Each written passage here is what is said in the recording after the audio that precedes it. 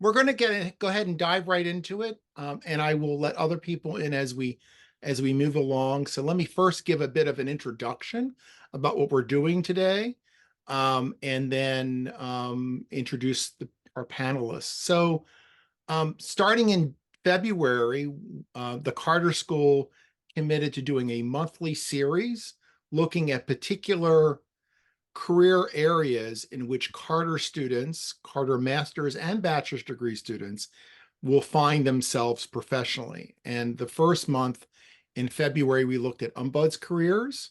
The second month, we looked at graduates end up working in the State Department on the civil service side of the State Department. Last month, we looked at restorative and social justice, and this month, we're looking at consulting. In the fall, we will continue the series looking at other areas. Probably mediation is one. We're going to look at NGO work. We'll probably look at development work because our graduates go all over the place. This is being recorded to remind people, because what we are hoping to do is we're hoping then to put this on a website where we will have these recordings so people can go back and watch and listen again to the event so that they can get the full measure of what we're doing today. So what we want to do is have a conversation today. I'm going to briefly introduce our speakers, and then I'm going to have them do another introduction of themselves. So I'm glad to have with us today Chelsie Kuhn, who is with Headlight Consulting, and she is a developmental evaluation administrator, lead, and collaborating learning. Oh my gosh, it's a long title. I'm going to have her explain it myself. I think that's one of the challenges we have in this world today, is that we have these titles that really specify. So thank you, Chelsie, and we'll turn back over to you. And then Savannah DeLeon, am I pronouncing last name? She's an associate at Booz Allen Hamilton. And she is not a Carter graduate, but she is getting a master's degree at George Mason in industrial and organizational psychology. So we're glad she's here. And then finally, Joey Katona, who is always here for me when I want to do this. He is currently the director of sales at TED at Work. I apologize. I kind of attributed Joey's previous job in the flyer, not knowing he had changed work recently. Joey's been moving around. He's also a Carter School graduate. So let me start with Chelsie. If you want to say a little bit more about yourself, if you can, about your work, and then I'll give you a chance to dig deeper in a few minutes. Sounds good. Thanks, David. As you shared, my name is Chelsie. I hold a lot of titles as a consultant here at Headlight Consulting Services. And I'm actually a double graduate of the Carter School. So graduated from the master's program most recently in 2019, and graduated also from the bachelor's program in 2015. So have been well immersed in the Carter School for quite some time prior to my professional career here at Headlight. Thanks, Chelsie. Savannah? All right, my mute button was not working, but here I am. Hi, guys. I am Savannah DeLeon. As mentioned, I am currently a consultant at Booz Allen Hamilton. I got a degree back in Pennsylvania at Slippery Rock University in communication, public relations, thinking I was going to go into the entertainment industry and be like Kim Kardashian's publicist. That quickly faded, and now I'm in technology adoption and kind of some big organizational transformations. I've been working in federal consulting for the last 7 years. Before that, I was in industry, got to do some work in e-commerce and healthcare. And yeah, so I'm currently, like he said, getting my master's degree at George Mason, and I started in January. I'm going to be graduating next summer. So happy to be a Mason student with all of you guys, and looking forward to the discussion. That's great. Thanks, Savannah. Joey. All right. Hi, everyone. Chelsie, it's so good to see you. It's been a long time. And Gabe, I think we met at one of these in the past, right? Last year. And forgive me if the rest of you we've met and I'm just not remembering. But I'm Joey Katona. I'm typically in DC on Capitol Hill, but as David alluded to, I recently took a new job with TED Talks and TED conferences. And so I'm joining you all from TED headquarters in Soho in New York City. And I should have done this from a like cool red dot stage area, but I didn't. But here I can prove it real quick. There. Is that proof? Very nice.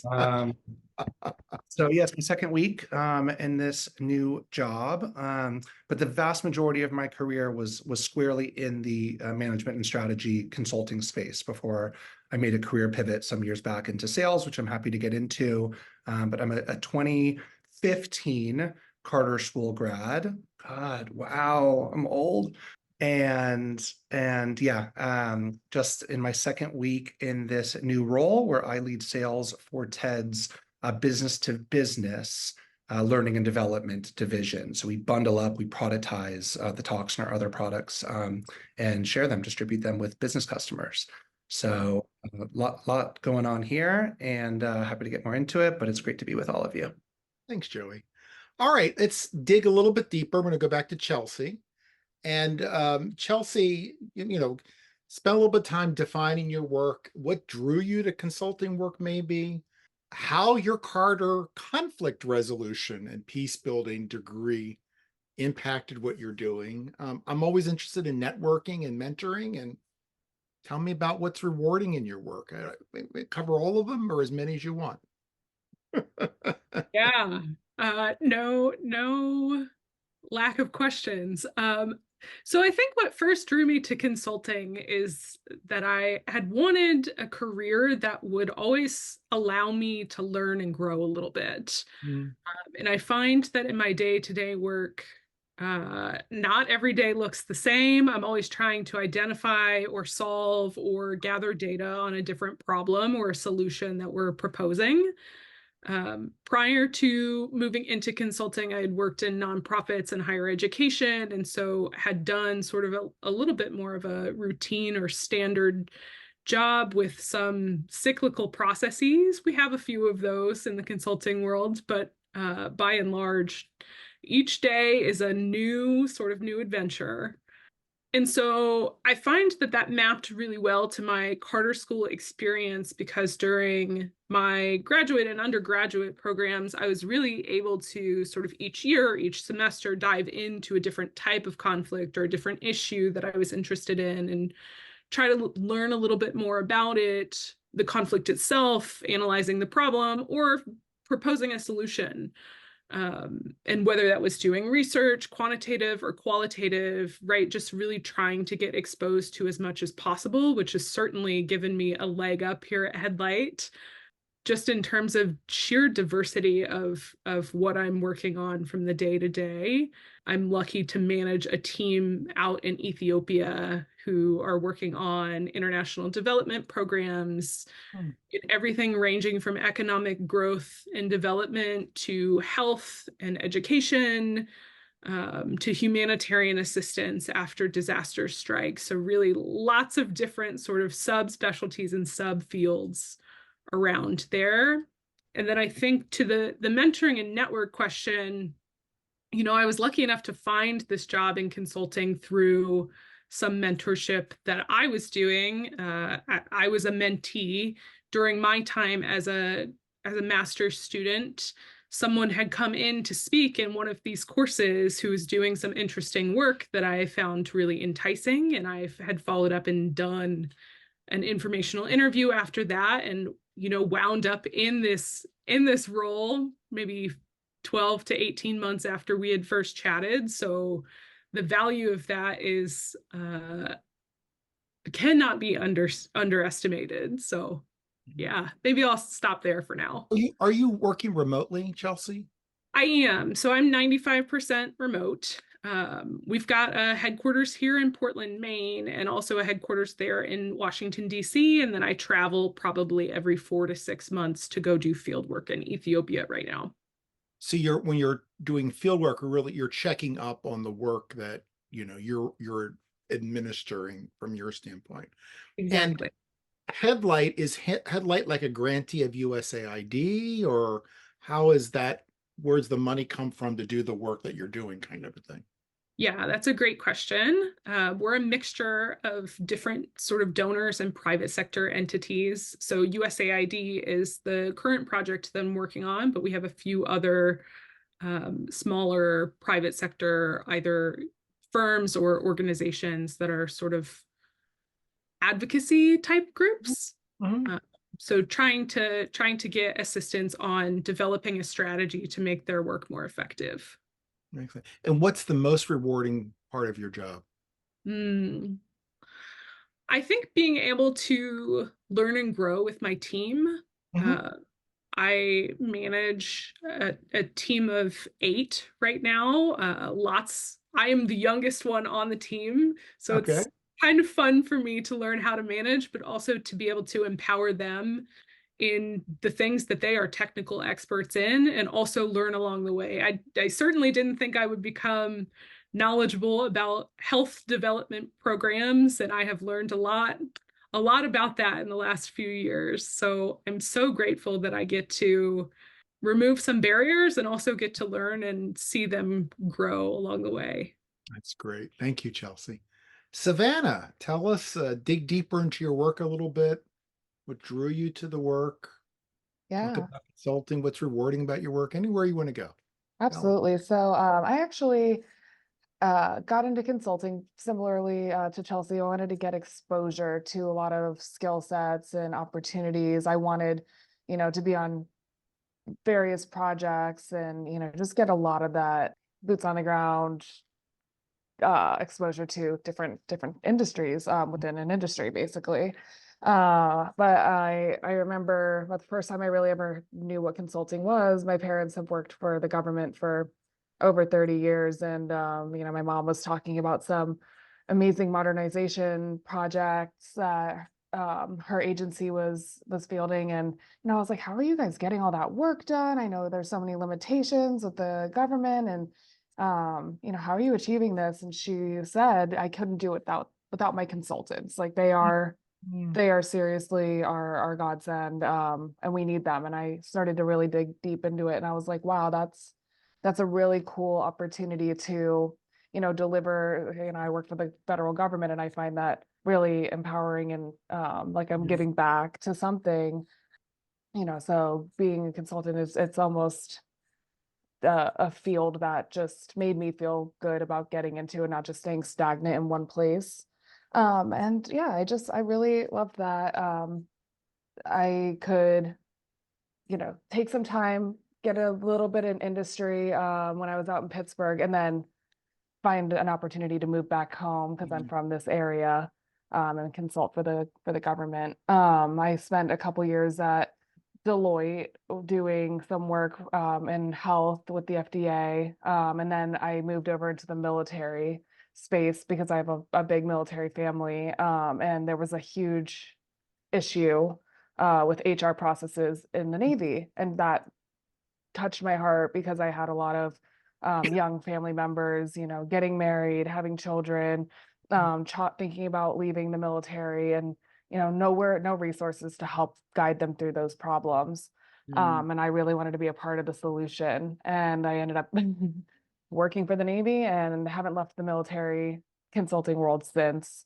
But I did get really cool opportunities to do just various things with the Navy that I never thought I would get to do. I moved out to Naples, Italy, and did some diplomacy for our military with the Greek and Italian militaries, and got to Okay. lead a lot of those discussions to help them come to a resolution on, budgetary items that we couldn't get Mhm. passed with our administration and their priorities. But a lot of that is what kind of led me to getting my degree at Mason. IO psychology, we'll call it, is really about human behavior. And it's, specifically in the workplace, but it's kind of in any functioning organization. And it's got that anthropology background, and like really taking humans into consideration and factoring them into the equation of how the world works, and making sure we're thinking through every possible avenue that can improve people's experience in an organization, specifically in an organization where they're being paid for their livelihood. So I really wanted to get in there so I can bring that into my consulting experience and So expand. you've worked for two of the, what do we call them, the big six or The whatever, big four, yeah. or Deloitte and Booz. Yes, and now I'm at Booz Allen, yep. How do you, how do, if I said, oh, I want to get a job with Booz Allen or Deloitte, how do I get a job with one of those places? Yeah, absolutely. I will say, George Mason being here in this area is a huge win because they're constantly looking for federal consultants. But for me, I was at a small school, Slippery Rock University, in the middle of Pennsylvania, or far end of Pennsylvania. That a lot of these big four consulting firms were probably, when they read my resume, like, who are, what school, where did you come from, what are you doing? And it's hard. It gets really hard to find your niche. Yeah.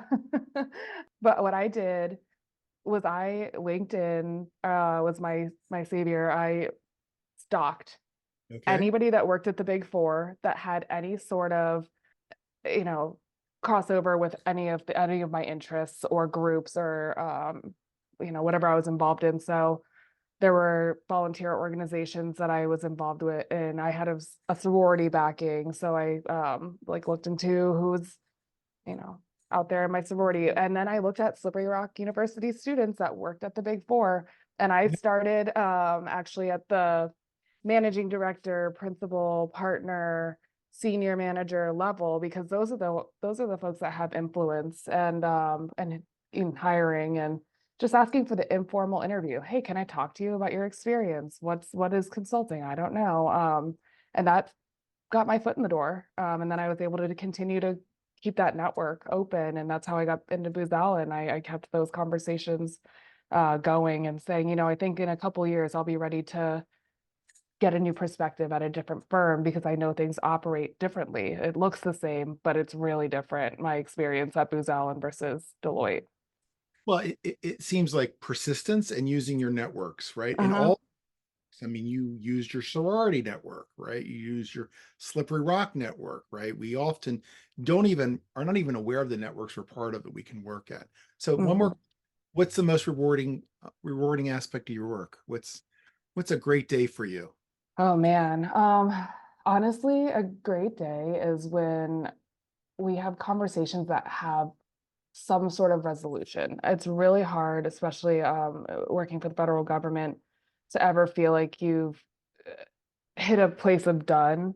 But if everybody walks out of there, out of, a meeting, we're in workshops right now on client site, if we can get out of tomorrow and everybody feels like there's a clear path ahead, nobody wants to bang their head against the wall, and I am helping guide the client to a better path forward, that's a good day. And it's a lot of give and take. Having the right relationships with your people too makes a huge difference. And I think that's what makes my job so rewarding, is the relationships I've built with my clients.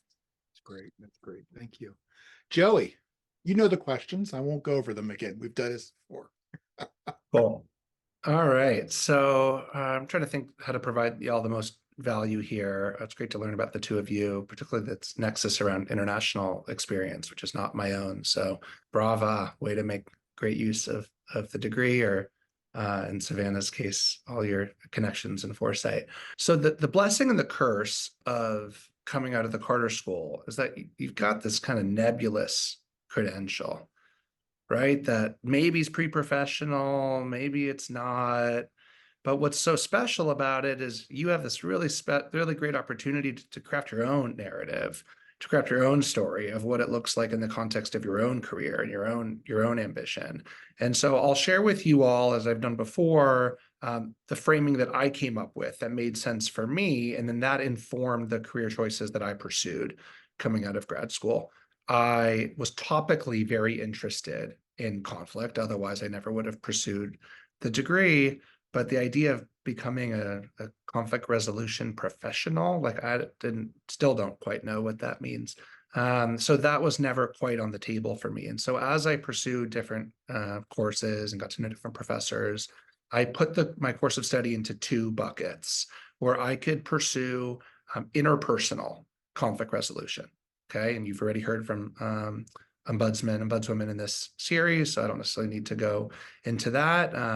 But where you are day in, day out, hour by hour at times, resolving interpersonal conflict between a person and a person, maybe small groups of people, or could go an organizational route. And I think that's much more relevant in this consulting context that we're all talking about. And so I learned that I didn't want my day-to-day work life, probably in 13 or 14 in grad school, to be interpersonal. I have a tremendous amount of respect for therapists, for social workers, for personal trainers, for all sorts of folks who live their life that way. I'm glad they exist, but I knew I didn't want that to be my life. And so that at least got me on the career path of getting into consulting, because I thought I could use the tools at my disposal that I learned in this credential to help resolve, at least attempt to identify and resolve organizational conflict.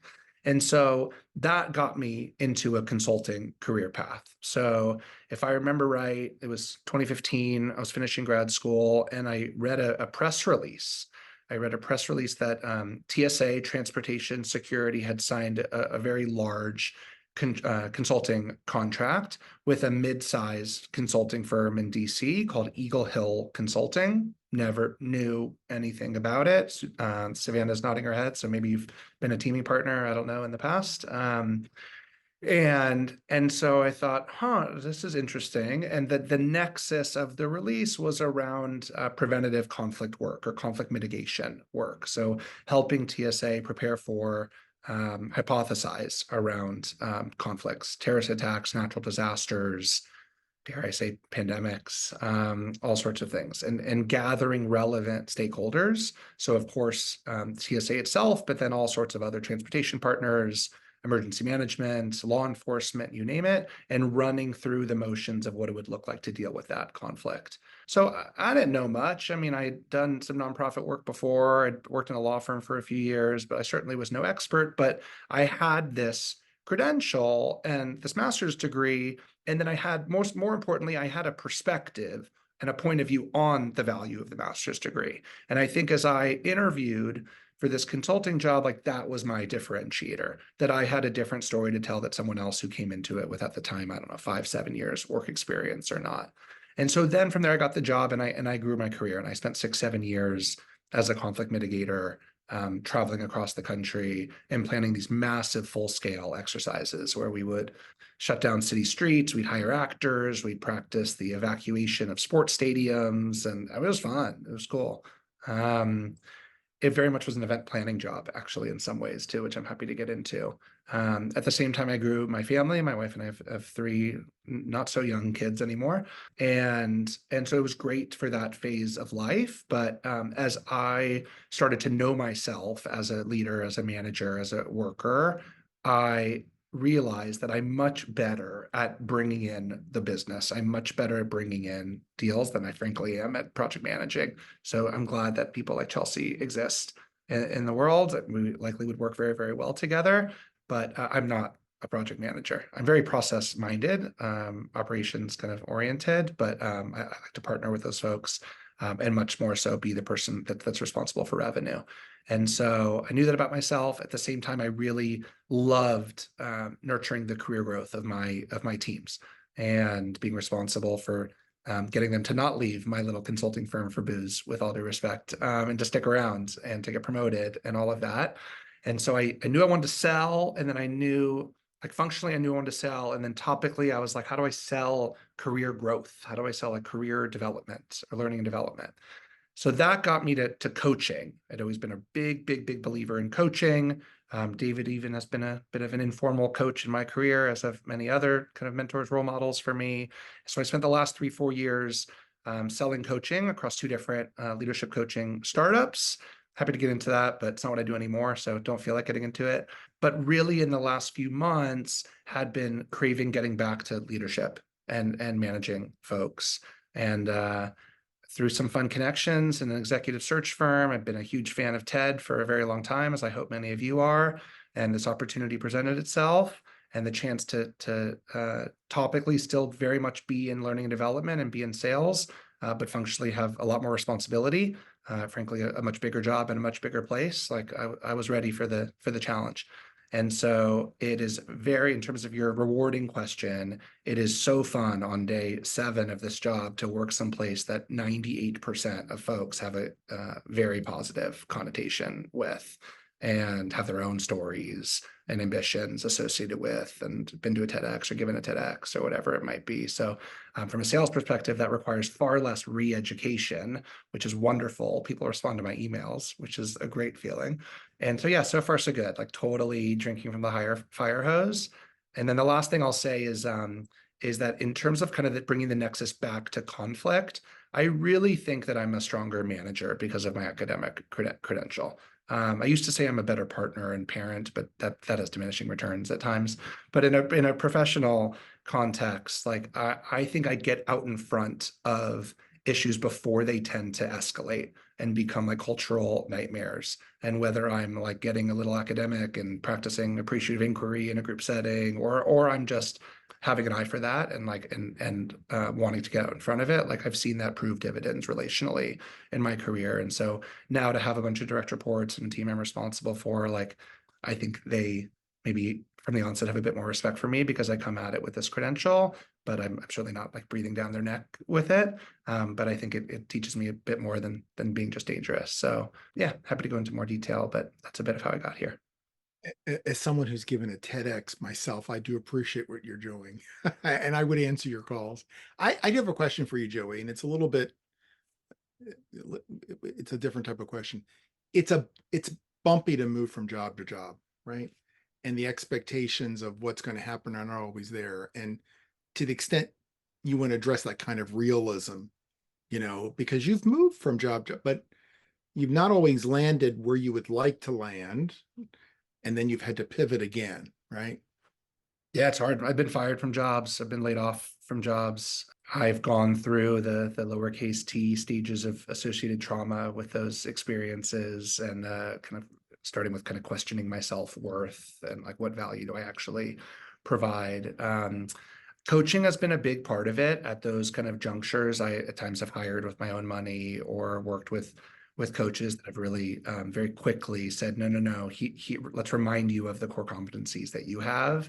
And you could have done some things differently, certainly, but it's a combination of you and them and not just one or the other. Look, in a dream world, I'd have the career resembling many of our folks and be 20 years or 30 years at a place, like with some exception, like that's just not the career arc and narrative of the vast majority of people that I associate with.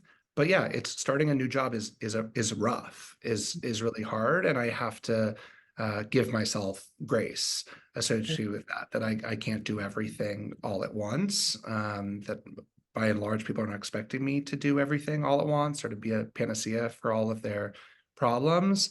For my own narrative, like every jump has been for a bigger, better job, and that's in the context of making considerably more money, but also having tremendously more responsibility, cachet, working at a household name, whatever it might be. So I don't want my overall career story to be that of a job hopper. And I don't have that. I mean, I have 7 years at one place and more than a few years at other places, but it is something that I keep an eye on. And so in pursuing this opportunity, the intention was not as a stepping stone to the next opportunity, but was about growing my career here and knowing what it looks like to make this team larger and what my next promotion looks like and that sort of thing. So kind of a roundabout answer to your question, but a little bit of both, Anne.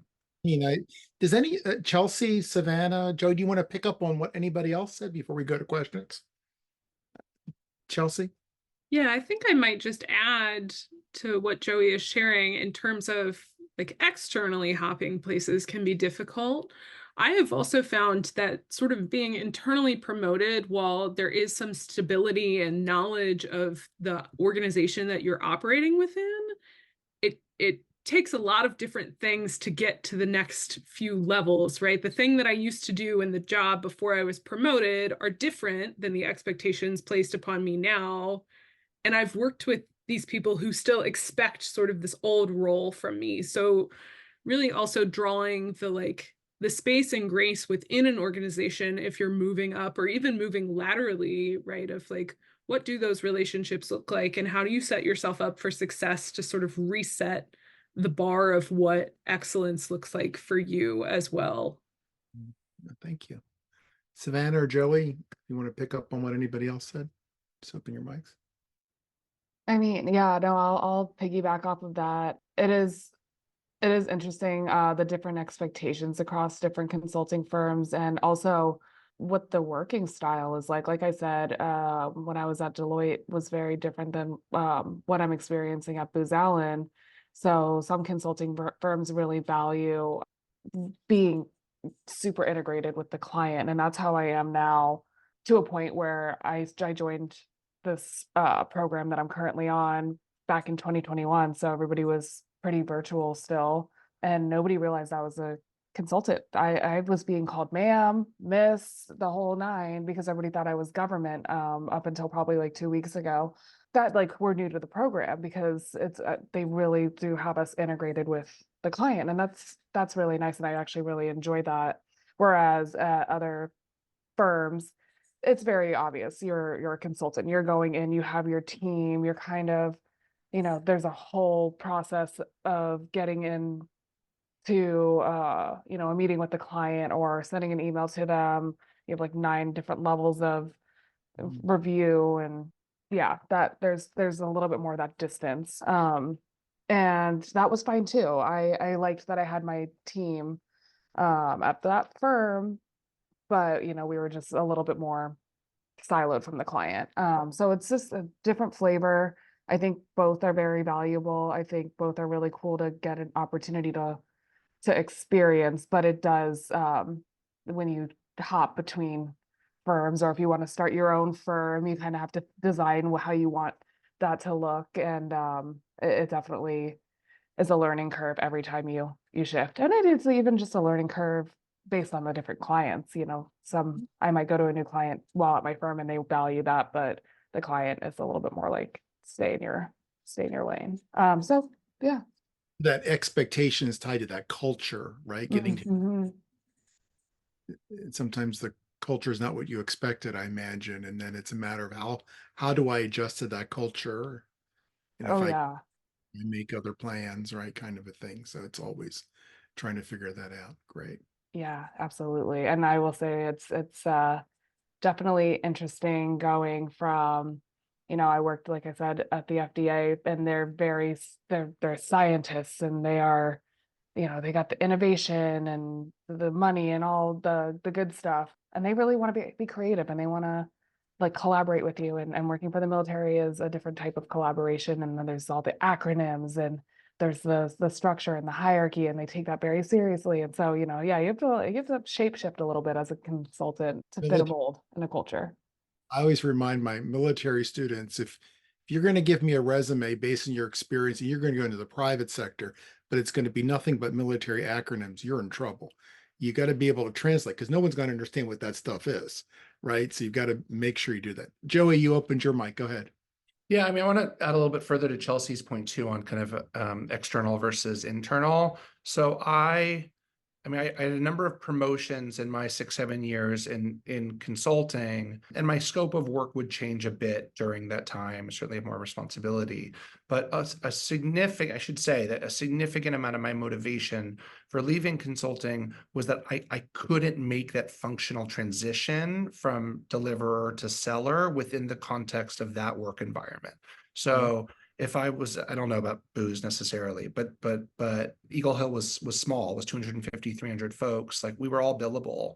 And so there was no world where I could, go to the CEO. I tried several times, but go to the CEO and say, free me from my billable responsibilities, give me a quota, let me tap into my relationships, give me a piece of what I bring in. Like, that was terrifying for her. And so she's like, why would I, take the promise? I'm not going to bet on your potential ultimately. And so that, it took me some years, but that motivated me to leave. There were more unknowns. The idea when I worked in federal contracting, like the idea of losing my job, like never crossed my mind, not for a second crossed my mind. Ever since, it's every day I worry about losing my job.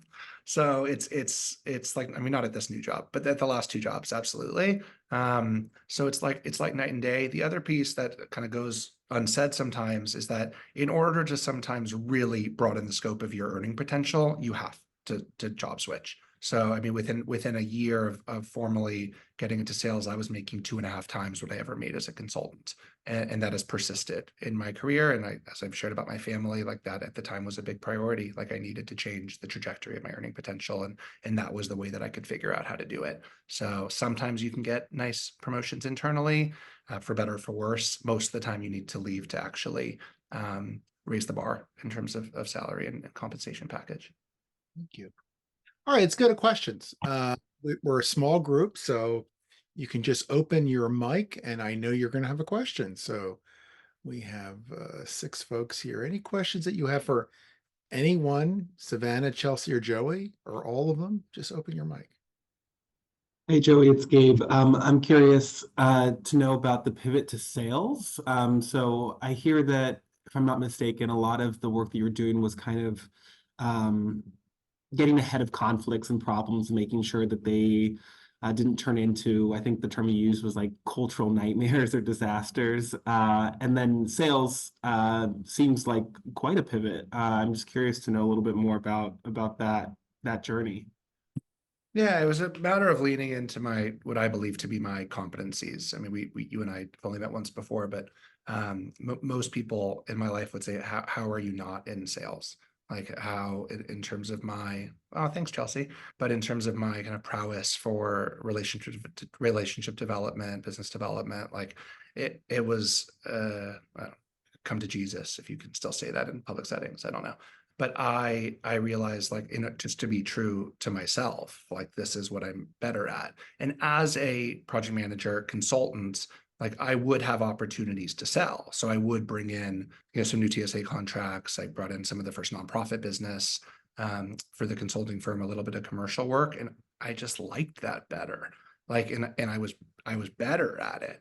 And so it took me a long time to say those things out loud. But once I realized about myself and got that validated by people who knew me well as a worker, it was just a matter of time to figuring out like the precise way that I could sell for a living. But like many folks, like sales is transactional and icky, and like, I don't want to do that. And I don't believe that anymore. I believe sales, when done right, is consultative, is an exercise in establishing what the challenges and the pain points of your customers are, and actually providing a solution that they are thrilled to pay for.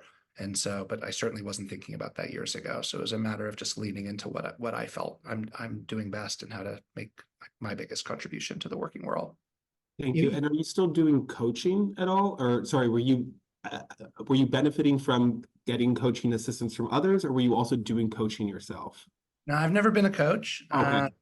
No, I've had coaches, formally and informally, certainly over the years. I don't currently have a coach, but I suspect that'll change in the next few months, probably.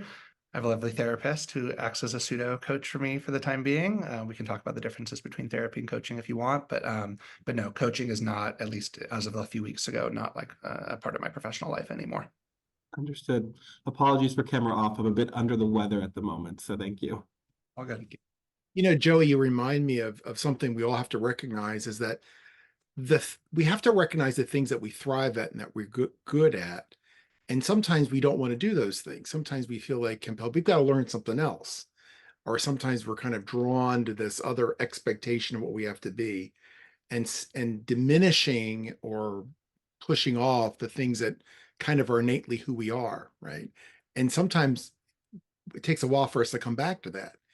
If you were always good at selling, and selling sounds different ways of calling it, right? You're interacting and kind of making a case for things, but you needed to do something else because that's what you thought you had to do.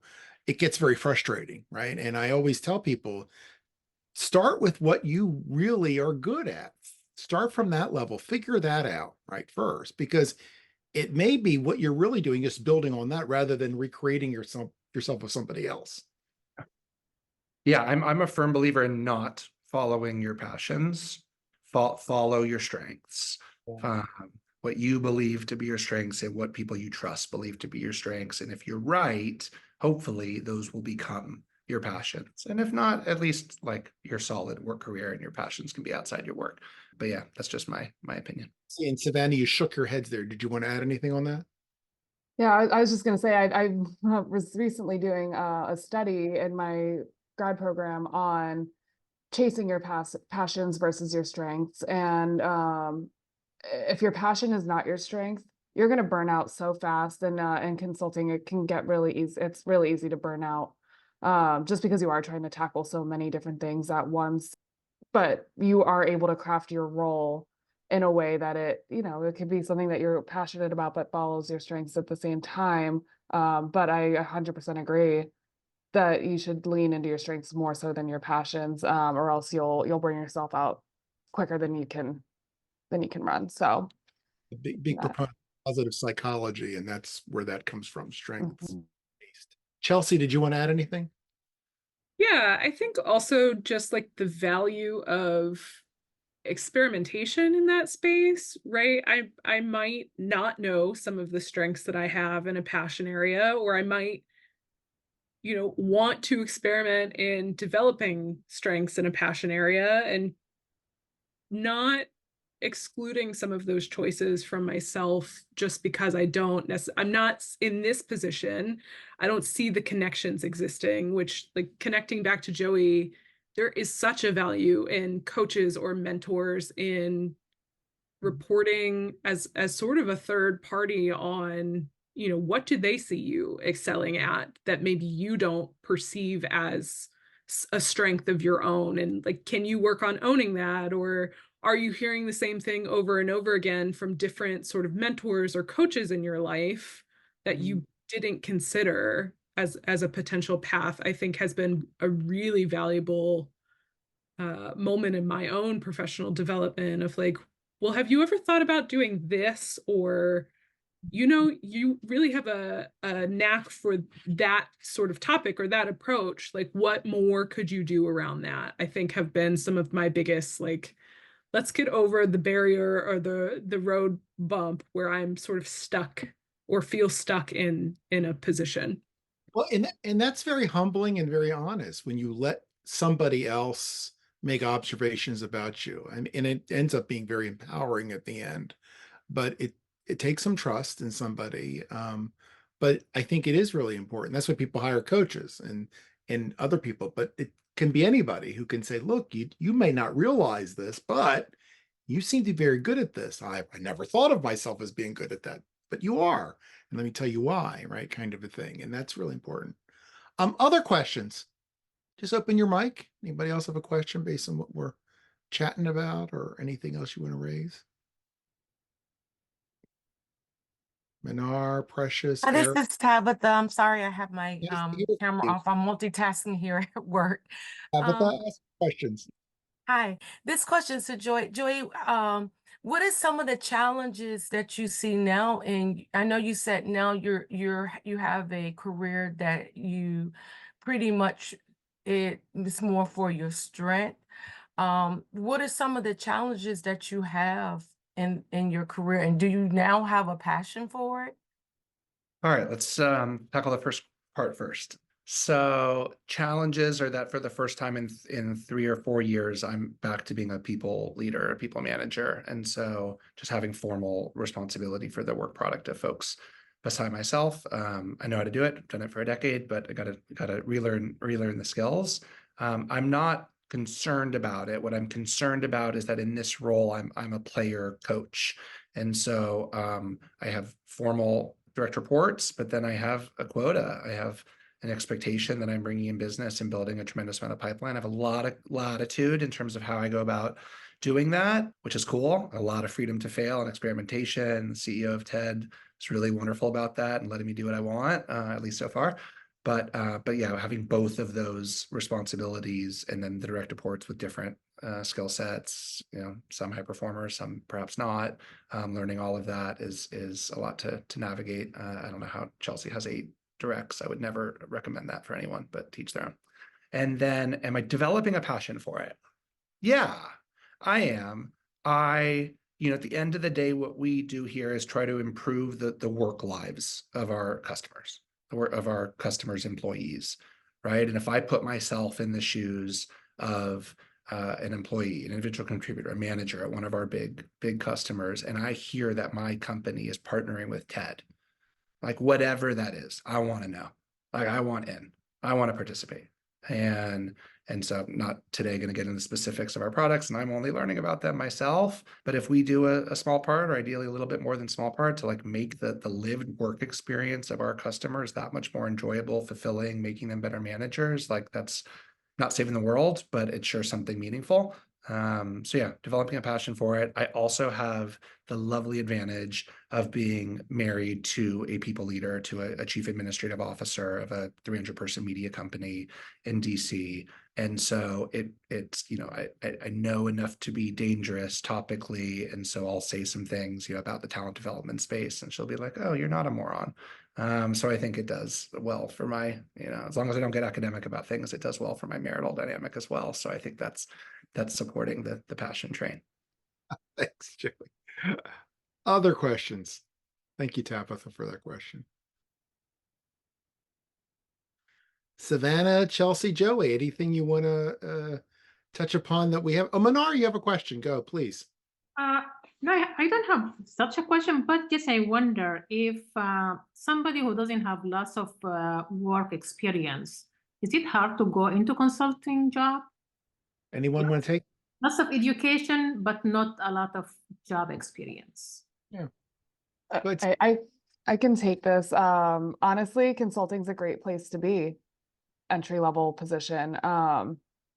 Like I said, you get a lot of exposure to different skills and opportunities, and you actually, you know, more than you think going into a position like consulting.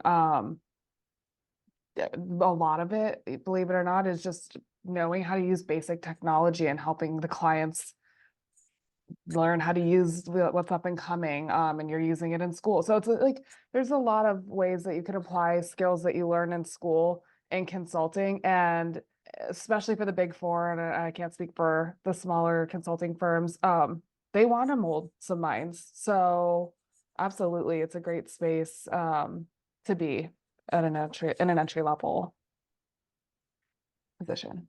I mean, one of the things you said is you don't know how much you really know, right? Absolutely. Recognize our bandwidth and what we've accumulated is more extensive than we recognize sometimes. Yeah. Thank you, Manar.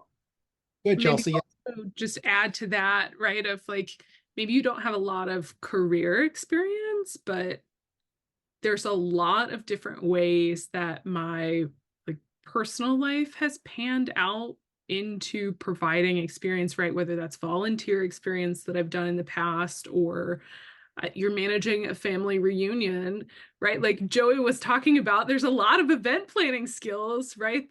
That we see sometimes as more basic, but are really fundamental to, right? Can you build and manage relationships with your clients? Can you take direction from someone more senior? Can you persist? And are you bringing an attitude of, well, maybe I don't know this today, but I'm going to figure it out? And are you proactive in trying to figure things out, right? Whether that's asking questions of a mentor, or looking to external resources. One of the things that I joke about with some of my consulting friends is that I think one of the best, perhaps like most basic skills I think most of us bring to this job is like, can I figure out the next right question to ask?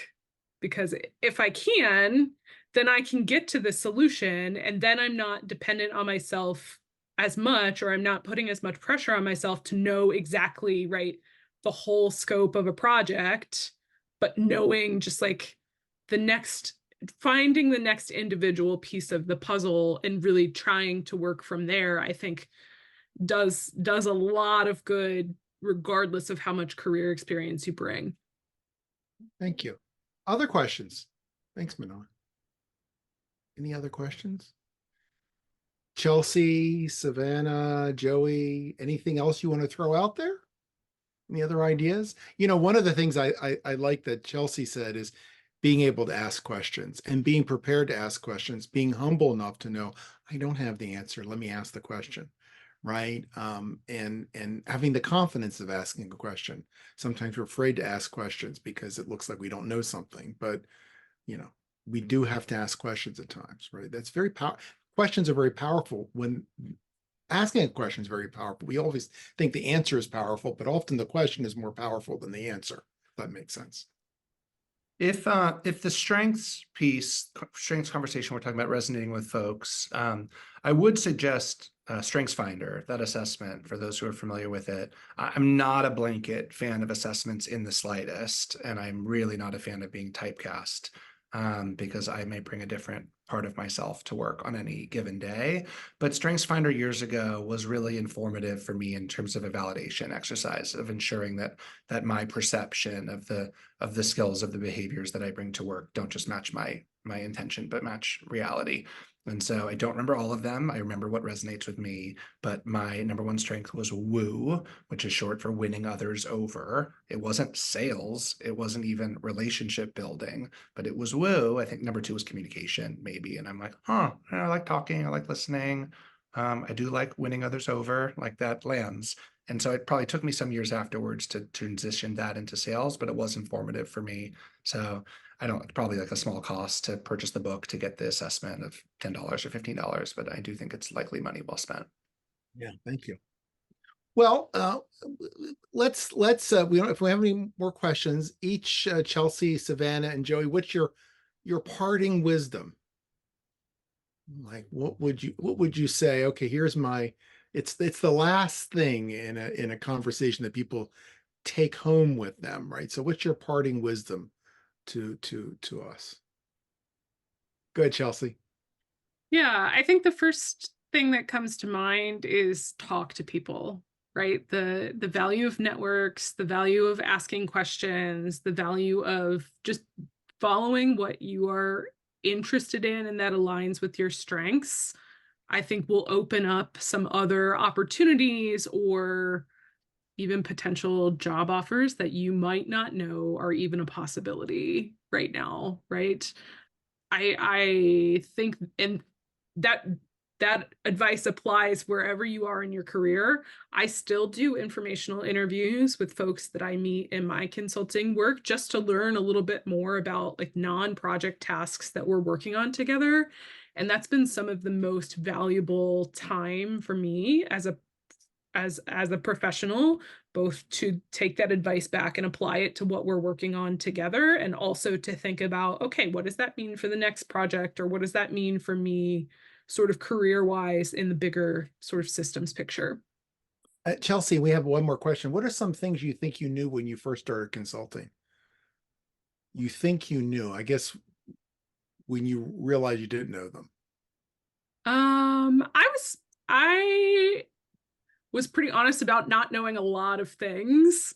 So I think knowing that I don't know all the answers and that I'll be able to figure them out was a key piece, and also just setting sort of a deadline for myself in my head of like, I'm going to try this for a year. I'm going to try this for 18 months. And if it doesn't work out, I can always pivot. But giving myself that sort of space to experiment and not making any sort of rash decisions about how I was going to move next. Thank you. Savannah, what's your parting wisdom and some of the things you think you knew when you started consulting? Yeah, I think it was just edited to what you wish you knew, and that makes sense. And I'll go ahead and I'll start there. I think what I wish I knew was a little bit of, because I chose Deloitte as my first consulting firm, but a little bit of what they offered beyond just services. I wanted to get into human capital, which is change management, that human behavior side of the house. I knew I wanted to work with people directly like that, but I didn't really know what the firm offered beyond just delivering people to clients to do the work. So doing researching the heck out of every company that you were interested in, and knowing, what clients rely on from these different firms. I also kind of wish I knew the right certifications and courses that I wanted to continue to take. I kind of just did when I was board and doing my job hunt, what I thought was right. I'm a certified Scrum Master, which was great and it is very helpful to me, but it niched me in a way that I didn't want to be pigeonholed. So kind of knowing myself a little bit better, and knowing the direction I wanted to take my consulting career. I wish I would have spent a little bit more time early on, probably doing more of the IO psychology that I'm doing now, almost a decade in, and really focusing my energy on, to what Joey said earlier, my strengths and my passions. And then in terms of just other parting wisdom, really, I cannot say more. Just find your people in your network, be a LinkedIn warrior, get on the phone individually, have those informational interviews, keep those lines of communication open, and practice. If you want to know if you're going to nail the interview, call up your network, the person in your network, if they're not the one interviewing you, and ask them to do a mock interview with you. I had somebody do that for me before my Deloitte interview, and it was really helpful. I had no idea what I was going to get myself into in that interview, and it really helped prepare me. So use your network. Absolutely. As a career coach, mock interviews are really powerful. So I really confirm what you're saying. Joey, parting wisdom and something you wish you knew. All right, I'm gonna get kicked out of here in 30 seconds. So wish I knew how important writing is. If you can write well and make your manager's life easier to not edit everything you're working on, that is the first ticket to move up in your career. And then in terms of making the most of the degree, what I said earlier about telling your own narrative, your own unique story of what it means to you and why you pursued it and what you can do with it that you've never heard regurgitated from someone else, or steal mine if it resonates with you. I don't care. I hate to be rude, but I have to go. Lovely to be with everybody. Joey, thank you. And I see that Chelsie put in the link to Clifton Strengths at GMU. So use that. I use something called I use another strengths test called the Strengths Finder. So there are different ones out there that can be used. So we are going to wrap it up for today. Thank you, Joey, who just left us. Thank you, Chelsie. Thank you, Savannah. Savannah and Chelsie, if you can put your contact information in the chat, that would be great. What I do recommend is LinkedIn, like you've all said, LinkedIn. I know Joey is a big LinkedIn user, so find him on LinkedIn. That's really a great way of connecting with individuals. So if you put your contact information. So thank you all for being here today. We are going to continue this series in the fall. Probably in September. I don't know what the topic will be. So if you're a Carter student, look for your email as to what you're going to do. And then eventually this will be posted and people can watch it online. So thank you. Thank you, Chelsie. Thank you, Savannah. Thank you, Joey, wherever he may be. And of course, thank you all for coming today.